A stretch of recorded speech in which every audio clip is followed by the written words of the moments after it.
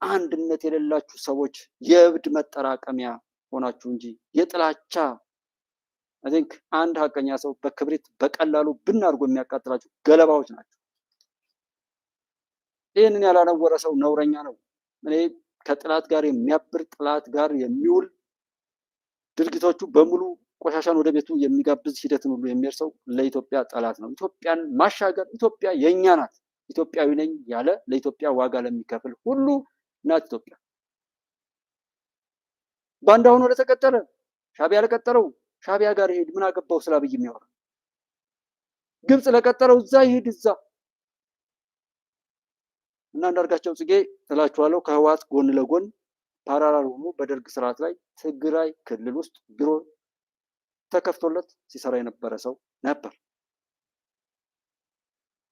ምናልባት ከዛ በኋላ ፕሮፌሰር ብርሃኑ ነጋና ሌሎች ብዙ ሰዎች ተሳስተው ይገባሉ፣ ቅድም እንዳልኳችሁ። እና አንዳርጋቸው ጽጌ ግን ከህወሓት ፓራላል የተፈጠረ ነው። ቢሮው ትግራይ ውስጥ ነበር። እንግሊዛዊ አይደለ ዜግነቱ። ታዲያ የጥፋት ይህ ዓለም የተማረው ክፋትን ከየት ነው?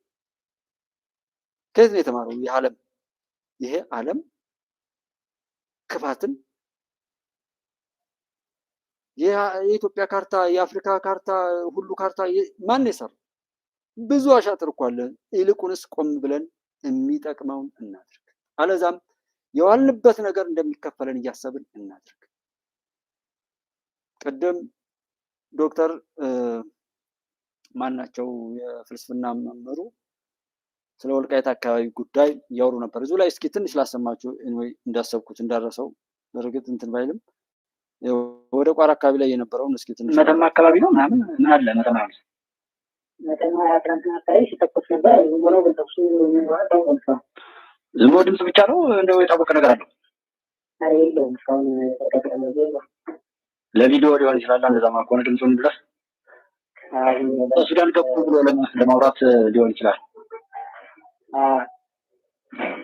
መተማ አካባቢ ላይ ትናንትና ተኩስ አለ ወር ምናምን ብለውኝ ምን እንደሆነ እንኳን ሳይታወቅ ተኩሱ ብቻ ሰምተነው ቀረን አሉ። መተማ ዮሐንስ ገላባት የሱዳን አዋሳኝ ማለት ነው።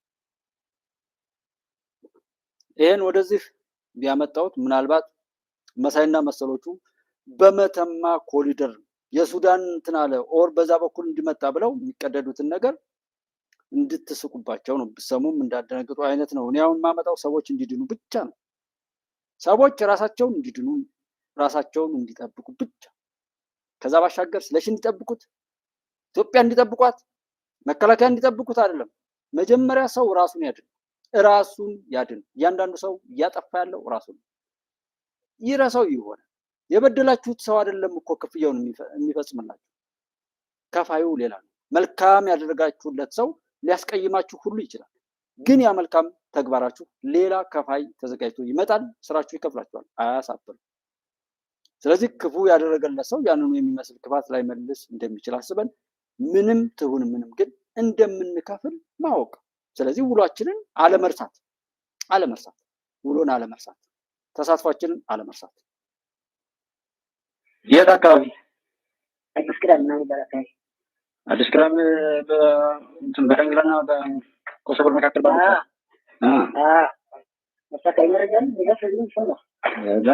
ሰው ይኖረኛል። ያው እንደዚህ ሲባል ምናምን በጣም ጋጋናኑ ሰው እንጂ የምደውለው በሁሉም ቦታ እኮ ሰው አለ። የሚገርምህ አንደኛ የምታምነውም እንደዛ አይነት ነው እንጂ የእኛ መስሪያ ቤት ያለ እንትን ያላለው ሰው የለም።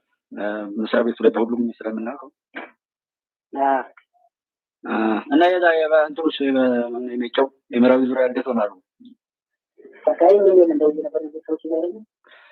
እና ሰላም ነው እንትን ነበር ይባሉ ከተካካይ ነበረው ዛሬ ሲገቡበት ሻሽጌና ወደንጫ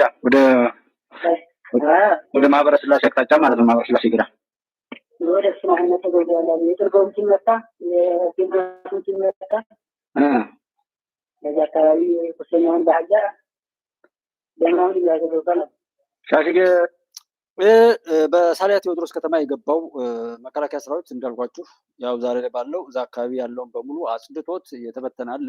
ወደ ዱባባም ወደ ሻሽጌም ድል አደረግን ይሏቸዋል።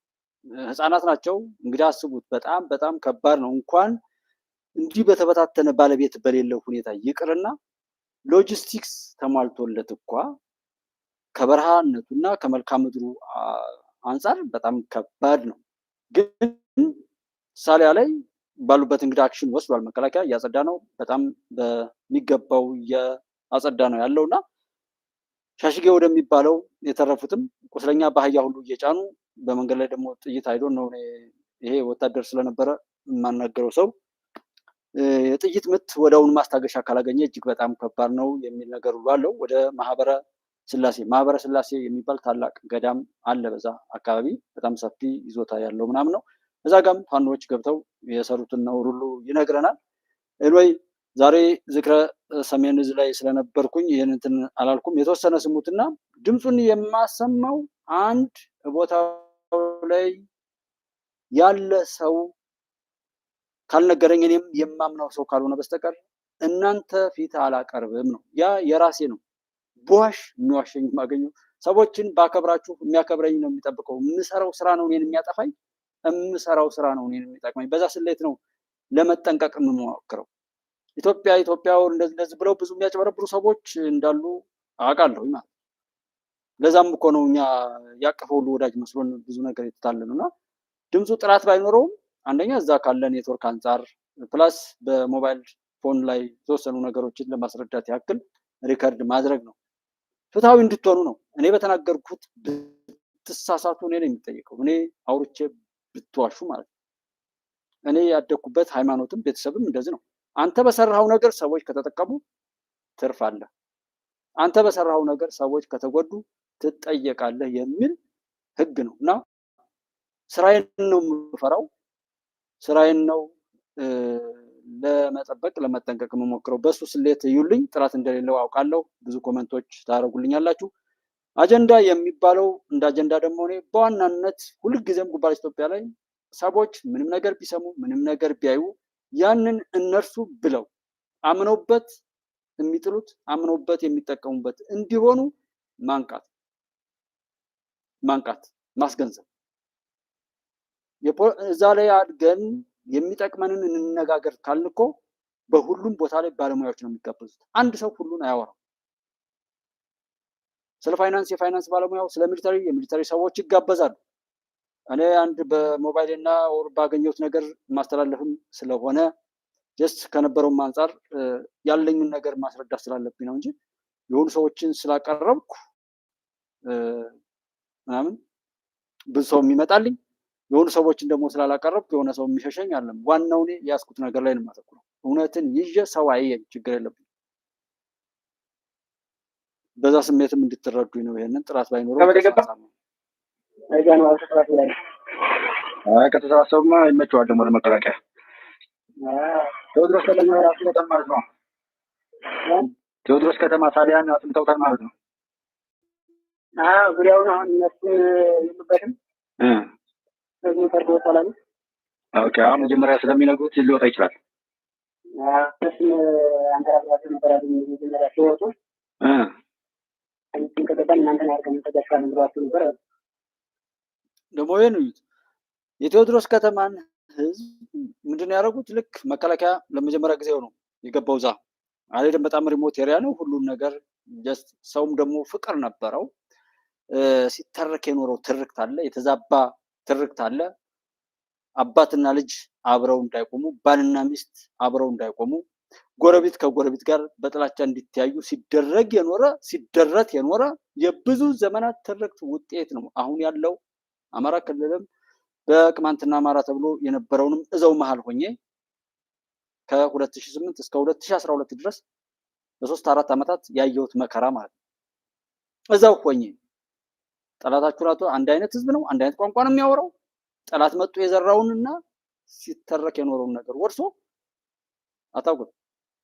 አንዱ ሰው ከመሀል ተነጥሎ አንዱ ባስጀመረው ድብድብ በድንጋይ ተወግሮ ሲሞት ያለ አንዱ ሰው የሆነ ነገር እጅግ በጣም ቀፋፊ ነገር ስላየው ነው እዚህ ፋኖኔ ብለው ያሉ ሰዎች ላይ ከመጀመሪያው ጀምሮ ሳወግዘው የነበረው ስላየው ነው።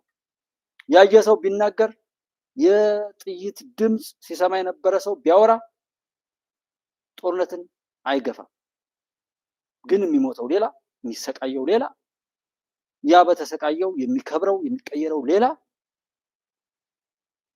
እና ሰሩት የኖሩትን አሻጥር ተጠቅመው እንትን ብለው ሳሊያ ቴዎድሮስ ላይ መከላከያ እንደመጣ ህዝቡን ይጨፈጭፋቸዋል ብለው የነሱ የብልግና ተባባሪ እንዲሆን አድርገውት ህዝቡ ቤቱን ሁሉ ለቆ እንዲጠፋ ሁሉ አድርገውት ነበር ማለት ነው። ቴዎድሮስ ከተማ ህዝቡን ነው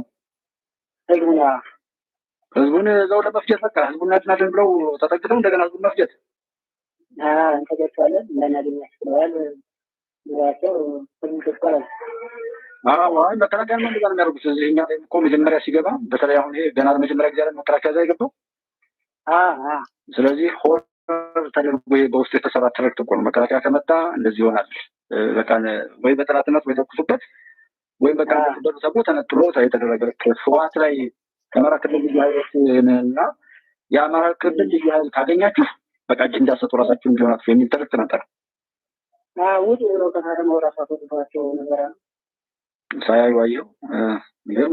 የነሱ ግን እስካሁን ድረስ የመተናል ህክምናቸው እንዴት ሆኖ ይሆናል? አክሰስ የለም ምን የለም የሚናበብ እኮ የለም። ዝም ብሎ መፈከርና ይኸው በጦርነትም አንድ ቦታ ላይ ተዋግተው አንድ ቦታ ላይ ከመከላከያ ጋር መክተው ተዋግተው ቢሆን እኮ ይገርም ነበር። እስከ ዱባባ ድረስ ቁስለኛ ይዞ በኋላ ዱባባን አሁን መንግስት ብሎ ለቆት ሄደ ወደ ሌላ ቦታ ስለሄደ ዱባባ ለቆ ወደ ገለጎ እነሱ ቁስለኛ ይዞ ገጥሞ ወደጃቸው ወደ ከተማ አለ። ዱባባ የምትባል ከተማ አለች ቀበሌ። ባለፈው የሆነ 2001 ላይ ለ2 ዓመታት ቪሳት ስልክ ነበር። እስከዛ 2001 ዓመት ላይ ሳሊያ ቴዎድሮስ ከተማ የሚባለውና ያቺ ዱባባ የምትባለው ቪሳት በሳተላይት በትልቅ ዲሽ የሚሰራ ስልክ የሆነ ታይም ብቻ አለው እና በሶላር ተደርጎ የሚሰራበት እዛ ላይ 2 ዓመት ሰርቼበታለሁ ያልኳችሁ ከተማ ነችና ያንንም አካባቢ ከለቀቁት ብዙ ጊዜያቸውም ስለነበር ለዛኛው ኦፕሬሽን መከላከያ ለቆ ስለነበር ከዛ በአህያም በምንም ቁስለኛቸውን ጭነው እዛም ገቡ የሚባል ነገር አለ። ሻሽጌና ምንድነው በሻሽጌ በሌንጫ እዛ የሚያውቅ ሰው እንዲሰማው ብዬ ነው። የሆነ አንዳንድ ሰው እንደዚህ ነው እንደዛ ነው ብሎ የሚራገጥ አለ። በምክንያት መሞገት በምክንያት እንትን ማለት ነው። በቀላሉ ፋኖ ላይ ብላችሁ ፍንንንን የምትሉ ሰዎች ይሄው 3 ዓመት ሊሞላ ነው። ስንቱን ፈጀውት ስንቱን ማረኩት ነው የምትለው። በንግግራችሁ በፍከራችሁ ግን አፍሪካን አትቆጣጠሩም ነበር ወይ ብላችሁ ጠይቋቸው። ለመዳን ከፈለጋችሁ ነው የምላቸው። በዛ በእነሱ ወጥመድ ውስጥ ለሚዋኙ በየቦታው ላይ ድል ለፋን ነው ድል ለምናምን የሚሰዋል። ወንድሜ ከቻልክ ዝም በል፣ አለዛም ለራስህ ጣዖት አልከም አርገ ማምለክ ትችላለህ። ፋኖ የሚባል ጣዖት ሰርተህ መስገድ ትችላለህ። ጀስት በያላችሁበት ማለት ነው።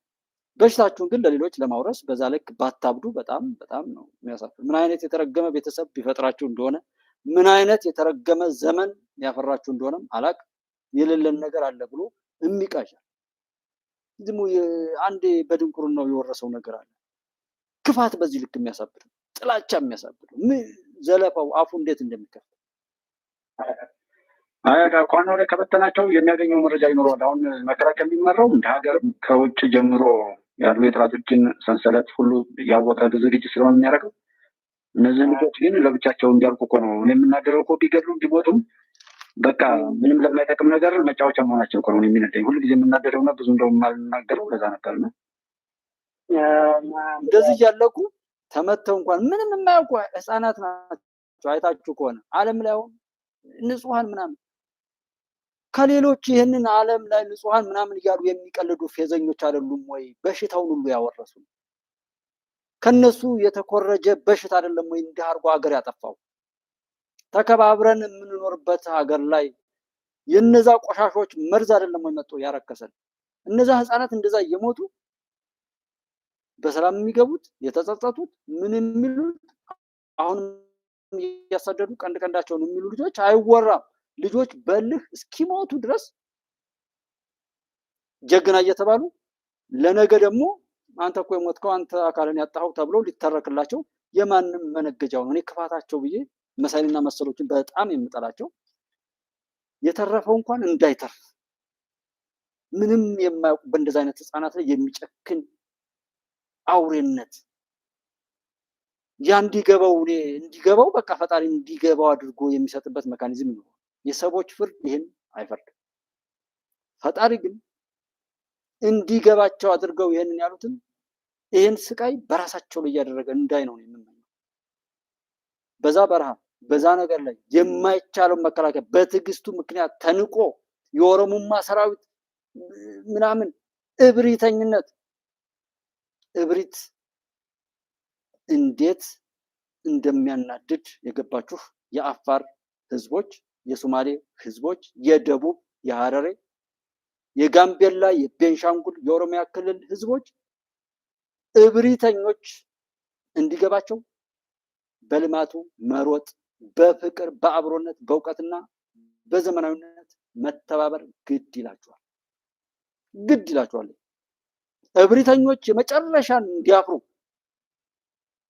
እብሪታቸው አንገታቸውን እያስደፋቸው እንዲሄድ እነዚህ ከአማራ ክልልና ትግራይ ክልል ኤርትራን አካባቢ ጨምሮ ያለው እብሪት ይወጠር። ሌላው ግን በአመለካከትም በእውቀትም በአብሮነትም በእድገትም በዘመናዊነትም መተባበር አለበት።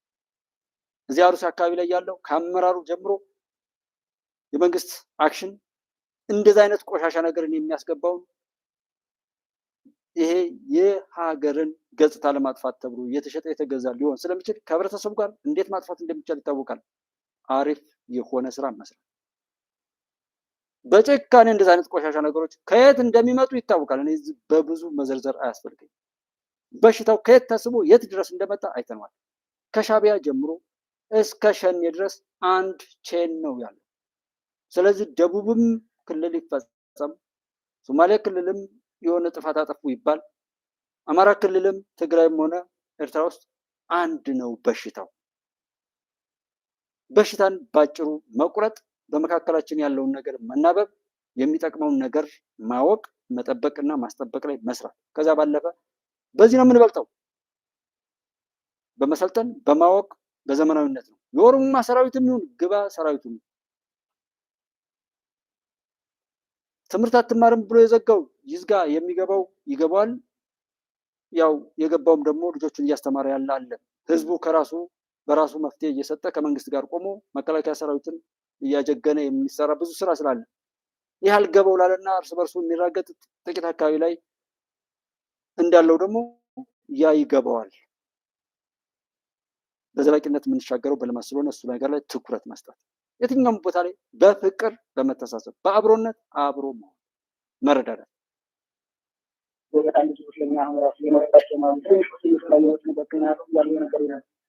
ይሞታሉ። በቃ ይሄ እንግዲህ ለእነሱ ዜና ነው። የተረፉት እኮ ደግሞ ተጠጥተው ራሳቸውን ለማትረፍ እንዳይሞግቱ የሚገርምህ በዚህ ውጭ ላይ ያሉ ጠላቶች አሸነፈ ብለው ነው የሚዘግቡት። ይሄ ፋኖ አሸነፈ ተብሎ ይዘገባል። የተረፉት ይሄ ሁሉ መከራ የሚከፈለው መከራ የውሻ ደም እኮ ነው። በቃ ለምን እንደሆነ አይባል የማንም መጫወቻ በጣም የሚያሳስረውም እኮ ለዛ ነው። በጣም ያሳዝናል። ይህማ ያው በደቡብ ጎንደር ያው በእንትን ማዕከላዊ ጎንደር እንደዚህ በተለያዩ ቦታ ላይ እየገቡ ናቸው። እየገቡ ያሉትን አይተናል። እዛ ማህበረ ስላሴ አካባቢ ላይ መጀመሪያው አካባቢ ላይ ገብተው የጨፈጨፉ መድኃኒትም ራሱ ያገኙ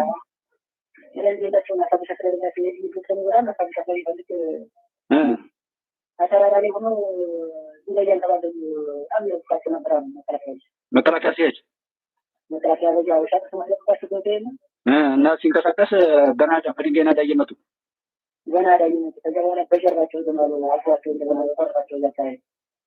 ሻጥርስ የሚባል ደግሞ በዛው ወደ ሻውራ መውጫ አካባቢ ላይ ያው በድንጋይ ናዳ ሁሉ መከላከያ ላይ እንደዚህ እንደ ጨዋታ የሚመስለው የኩታራ መቀለጃ አድርገው የነበረውን ነገር በጣም ጥሩ ትምህርት መከላከያ እየሰጠ መሆኑን ነው የሰማ ነው።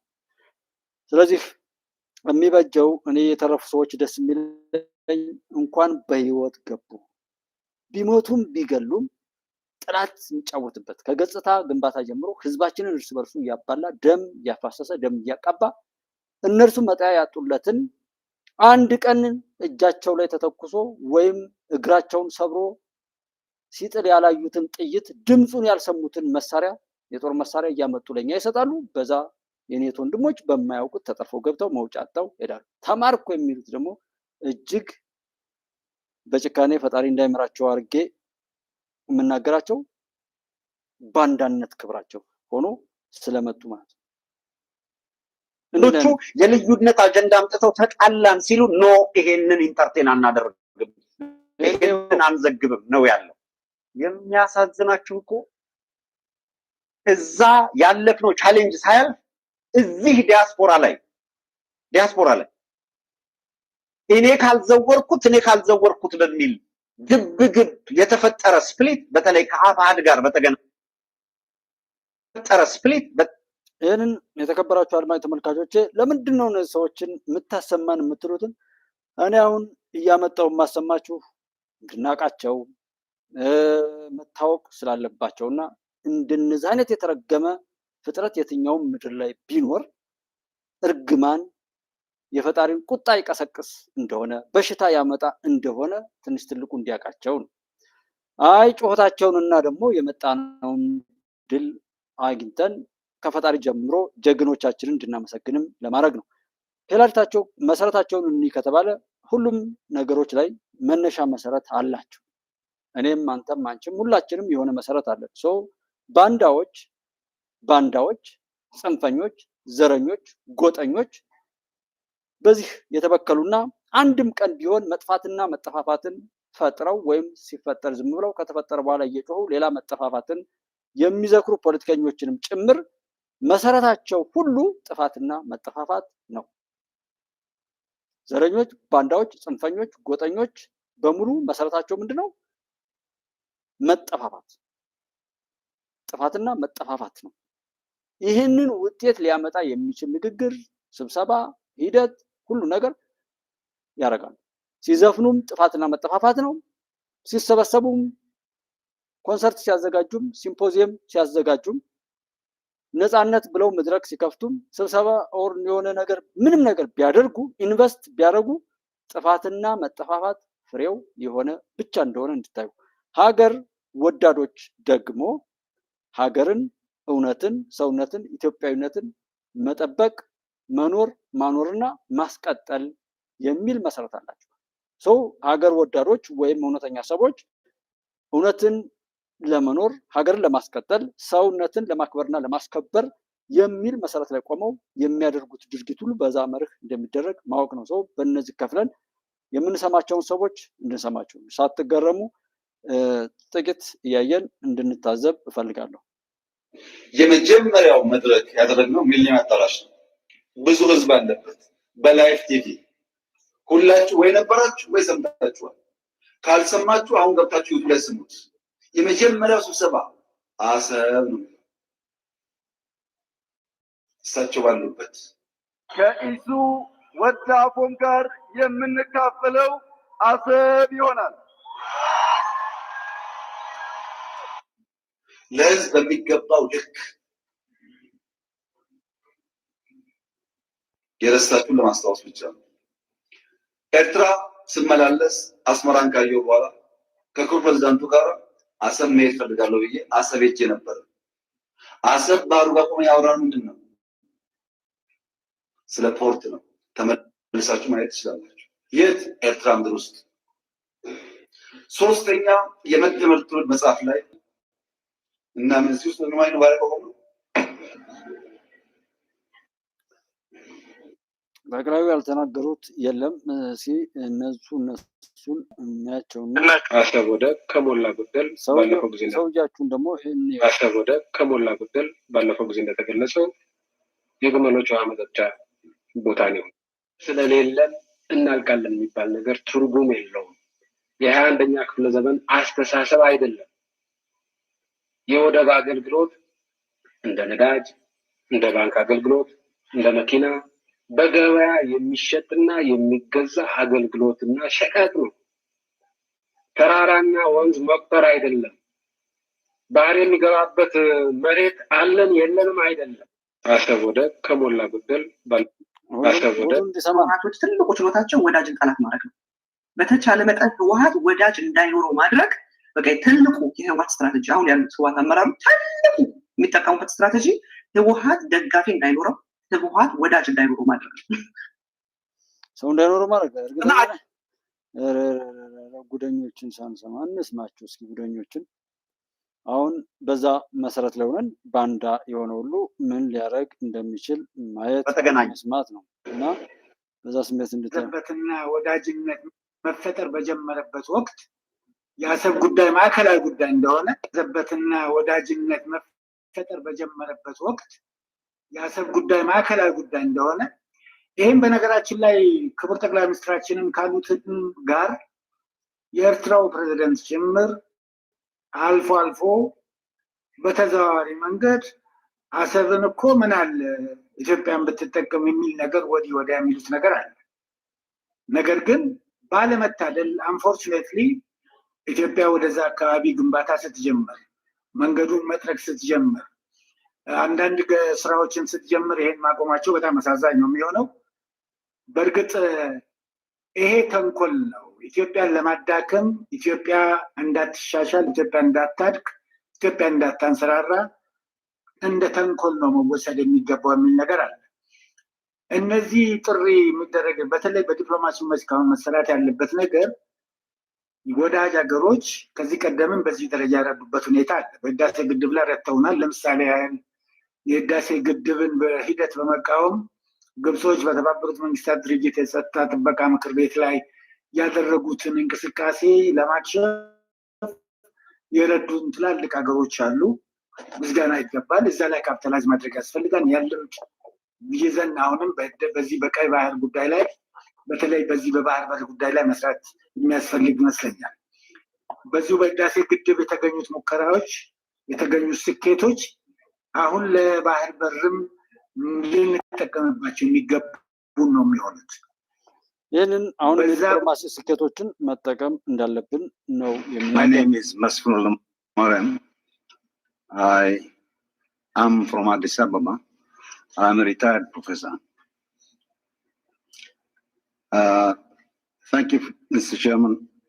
It is with a profound sense of gratitude and appreciation that I recognize this privilege granted to me this afternoon. I will be very brief. I have some historical background material, very brief, that I will leave out and will talk only on present concerns.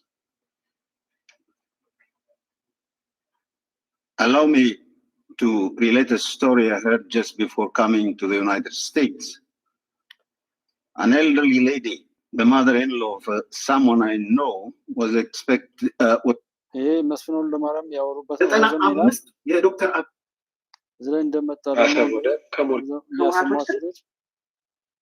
እና አጀንዳ ከሌላ ሀገር ጋር እና አጀንዳ ከሌላ ሀገር ጋር ሲነጻጸር አይደለም ከራሳችን ያለፈ የፖለቲካ ሁኔታ ጋር ሲነጻጸር ከበቂ በላይ የጋራ አጀንዳ በቂ መሆኑ አይደለም እጅግ መሰረታዊና ከህልውናችን ጋር የተያያዘ አጀንዳ እና የአጀንዳ ጥረት አይደለም ይሆን ሌላውን ትተነው እኔና ጀዋር እኮ አሁን ተሰደን ነው እኔ በ27 ዓመቱ የኢህአዴግ አገዛዝ እየታሰርኩም እየተፈታሁ ነፃነቴንም እያጣሁ አገሬ ይኖር ነበር። ዛሬ እየታሰርኩም እየተፈታሁም አገሬ መኖራቸው ስደተኛ ለመሆን አንደኛ ማንም አላባረረህም አቶ ልደቱ፣ ሁለተኛ እምነት ያጣኸው አሁን ያለችዋን ኢትዮጵያ የሚል መንግስትና ኢትዮጵያ እንደ ኢትዮጵያዊ ሆኖ እንዳያስብ አብሮ ለመቆም የተሰራውን ደባ ሁሉ ለማለፍ ጥረት ሲያደርግ የአቶ ልደቱ ተግባር ደግሞ ይህን ማፍረስ ስለነበር የሱ ጥፋት ፍሬ አልባ ሲሆንና ነገ ገመናው ሲገለጥ እዚህ መኖሩ ጥቅም የለውም። ይችን ሀገር ሊያፈርስ የተቀጠረ ሰው አፍርስ ብሎ ለላከው ሀገር ነው የሰራው። ሰው ሰራለት ሀገር ላይ ሄዶ ይለጠፋል እንጂ እዚህ አይቀመጥም። ብዙ ሰው መሬት መያዝ የሚያቅተው እኮ ሲላላክ የቆየበት ቦታ ላይ አለው። ኢትዮጵያን አፍርሶ ሄዶ የሚቀላውጥበት ሀገር፣ ጥገኛ ተለጣፊ የሚሆንበት ሀገር ኢትዮጵያን በማፍረሱ እዛ ስጦታ ተዘጋጅቶለታል። ለዛ ነው ብዙ ሰዎች የሚሮጡ እንጂ ኢትዮጵያ ብቻ ኢትዮጵያዊ ቢሆን ለኢትዮጵያ ቢሰሩ ውጡ ቢባሉ ማለት አገሬ እንዳልገባ ተከለከለ። ማን ከለከለው? እስኪ አስቡት። ይሄ ቀዳዳ ትናንት እየታገሉ ንብረቴ ተወርሶ ያውቅ የወንድሞቼ የዘመዶቼ የጓደኞቼ ንብረት ተነክቶ አያውቅም። ዛሬ ለማስመሰል እንኳን ሳይሞክር ፍርድ ቤት ሳይከሰኝ ሀብት ንብረቴን የሚወርስ መንግስት ነው። ጀዋርም ሌሎችም የተወረሰው ከዚህ የተለየ እንደማይሆን ምንም ጥርጥር የለም።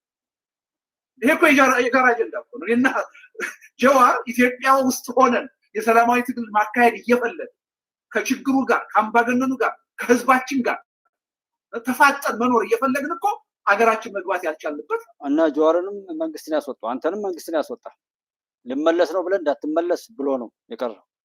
ይህንንም ሰው ይሰማል። ለምን እነዚህ ሰዎች የተቀጠሩት አሁንም ቅድም ያልኳቸው አሉ ሲጮሁም ሆነ ሲዘፍኑ ሲያለቅሱም ሆነ ሲስቁ ጥፋትን የሚያስከትል ነገር ብቻ ነው መለኪያቸው።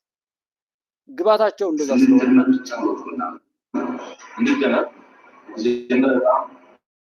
ብዙዎች አሉ ማይንድሴት ላይ እየሰራን ነው። የዛም ውጤት ይመስለኛል አሁን መገናኘታችንን የኔጌቲቭ ሲግናል አያዋጣም። ነገር እንደተቋም እናቁ እንደመር እንዴት ነው ተደምጠን ሀሳባችንን እናሰልሰው። ይሄ መቀጠል የሚችለው መደመር ብቻ ነው የሚል ሀሳብ ይዛል።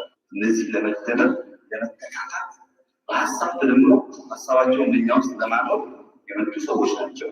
ለመደመር መቸገር የለብንም። የምንደምረው ለሰርቫይቫል እርግጥ ለማምሰል ለሰርቫይቫል ያም ሰርቫይቪንግ ሰርቫይቭ ለማድረግ ደግሞ መደመር አለብን የሚል አስተሳሰብ መያዝ አለበት። የተማርነው አይዲያ ሼር እናደርገው ለውጥ ያስፈልጋል። ይህች ሀገር ካልተለወጠች ዜጎች መኖር ወደማይችሉበት ደረጃ ይሄዱ። ይህች ሀገር የሚለውጥ ነገር ደግሞ ሲመጣ ቢያንስ ዜጎች መዘጋጀት አለባቸው። ስንደመር ብቻ ነው። እንዴት ሲቆጫቸው ጠላቶቻችን ይሄ ልጅ መደመር የሚለውም የአሰብ ጉዳይም ጀነራል ሳሞራ አሁንም በቅርብ ያረጋገጡት ነው። በሰሞኑ የአሰብ ጉዳይም ሆነ መደመር ራሱን የቻለ ከውስጡ ከኢትዮጵያዊነቱና እሱን ከሚመስሉ እናት አባቶች ወንድሞች አብረውት ያሉ ኢትዮጵያን እያስቀጠሉ ያሉ እንዴት ተቀን የሚለፉ እናት አባቶች ብዙ ጀግኖች አላችሁ። ፈጣሪ ያበርታችሁ ነው። ምክንያቱም አንድ አብይ ብቻ አይደለም ይሄን ሁሉ መስዋዕትነት ከፍሎ ማለፍ የሚችለው። የአብራችሁ ሆናችሁ ያንን ነገር ደግፋችሁ በተለይ በተግባር ማለት ነው። በሐሳብ እኛ ሁሉ አይደል፣ በተግባር አብራችሁ ያላችሁ ቤተመንግስቱ ላይ ብዙዎች እየተንጠባጠቡ እየተንጠረጠሩ እንዲወጡ ያደረጋችሁት የብዙዎች ቁጭት፣ ሀገራዊ ቁጭት፣ በሀገራችን ላይ የተሰራው ደባ ነውር ያንን ነገር በስራ ለመካስና ደም መላሽ ኢትዮጵያን በመቀየር የተሰራባትን ግፍና በደል ከምድሪቱ ላይ በመጥረግ ያንን ቁጭት ይዛችሁ እየሰራችሁ ያላችሁ ምሁራን ከዶክተር አብይ ጋር ስርዓተ መንግስቱ ያላችሁ የጸጥታ ኃይል ላይ ያላችሁ በቴክኖሎጂም በሁሉም ላይ ያላችሁን ነገር ለበጎ ነገር የምታውሉ ሁሉ ፈጣሪ ባርካችሁ። መከላከያ ሰራዊት ያው ፊት አውራሪ ከፊት ላይ የምናገኘው አንዱ ከጠቅላይ ሚኒስትሩ ጋራ ፊት ለፊት ላይ የማንም ባለጌ አፉን የሚከፍትበትና የፕሮፓጋንዳ ዘመቻ የሚዘምትባቸው ውድ ልጆቻችን ስለሆኑ ማለት ነው። ልጁ ግን ማለት ልደቱንና አሁን ጃዋርን ኦር እንደዚህ ምናምን ማወዳደር የሆነ እንትን ስለማይሆን ለአቅመ መወዳደር ስለማይችል የሆነ ቦታ ላይ ክፍተት ቢገኝ ከውስጡ የሆነ የቋጠረው ነገር ቢኖረው አንድ ቦታ ላይ ታገኙት ነበር። አንዱ ሲዛነፍ ታገኙት ነበር። ባንዳና ሀገር ወዳድ በፍጹም እኮ አይገናኙም። ብርሃንና ጨለማ አንዱ ሲመጣ አንዱ ቢጠፋ፣ ብርሃን ከመጣ የማይቋቋሙ ናቸው እነዚህ ባንዳዎቹ። እና እንወይ እዩዋቸው። ዶክተር አብይ አህመድ የሚባሉ ሰው በዙፋኑ ላይ በስልጣኑ ላይ እስካሉ ድረስ ነፃና ፍትሃዊ ምርጫ ኢትዮጵያ ውስጥ የሚታሰብ አይደለም። እንዴት አወቅ? እኔ በዚህ ፍይታ ያለው ሰው ካለ ሌላ ጉዳይ። አንድ በዚህ እንስማማ። ሁለተኛ ያው እንኳንስ አሁን ታስታውሳለህ የዛሬ 4-5 ዓመት ምርጫ ከመካሄዱ በፊት እኔ ተቃውሞ ይሳካል ነበር። የወቅቱ የኢትዮጵያ ችግር በምርጫ ሊፈታ አይችልም። እንዴት? ሁሉን አቀፍ በሆነ የሽግግር ሂደት ነው ሊፈታ የሚችለው። ምርጫ ችግሩን የበለጠ ያባብሰዋል እንጂ መፍትሄ አይደለም እያልኩ ነው ስናገር ነበር። የሆነውም ይሄ ነው። ምርጫ ተካሄደ ችግሩን ይፈታል ተብሎ አንተ እኮ በቃ የፈጣሪ ኢትዮጵያ ወደ ባሰ ቀውስ ውጥንቅጥ ውስጥ ነው የገባል። አሁንም የኢትዮጵያን ወቅታዊ ችግር ምርጫ ሊፈታው አይችልም። እንደውም ምርጫ ሊያባብሰው ይችላል። እዚህም ላይ ለዛ ነበር ሰኔ 30 በኋላ መንግስት የለም፣ መስከረም 30 በኋላ መንግስት የለም ያሉ ብዶች። ኧረ እህት ወንድሞች የጻፉልኝ ያ ልደቱ አያሌው 45 ቀን በኋላ መንግስት የለም የሚለው ስንት ቀን አለፈው? ማለት በወቅቱ እየሳቅንበት ነበረ። ከዛ በኋላ ስንት ቀን ሆነው? እዚህ ጋር ያላችሁ ካላችሁ እስኪ ጻፉልኝና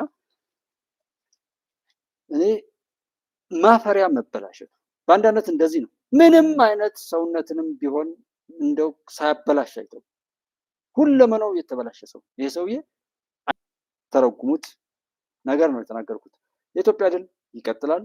አብራችሁን የነበራችሁት ወንድሞቼ ክብረት ይስጥልኝ። ፈጣሪ በያላችሁበት ከዘመኑ ክፉ መቅሰፍት ሁሉ ይጠብቅልኝ።